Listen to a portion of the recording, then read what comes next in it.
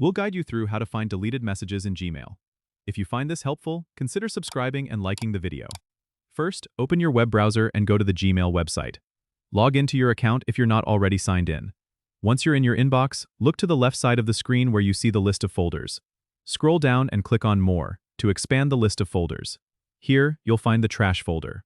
Click on Trash to view all the emails that have been deleted within the last 30 days. Gmail automatically deletes emails in the Trash folder after 30 days. So if the email you're looking for was deleted within this time frame, it should still be there. If you find the email you're looking for, you can easily move it back to your inbox.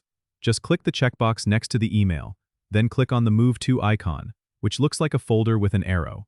Select Inbox from the drop-down menu to restore the email. If the email is older than 30 days and is no longer in the trash, unfortunately, it cannot be recovered. That's why it's a good practice to regularly check your trash folder if you think you might need to recover emails. If you have any filters set up, make sure they're not automatically deleting emails you want to keep. You can check your filters by going to Settings in the top right corner, selecting See All Settings, and then clicking on the Filters and Blocked Addresses tab.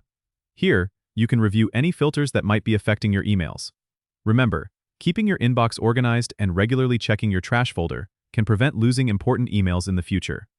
Don't forget to subscribe and comment if this helped you out.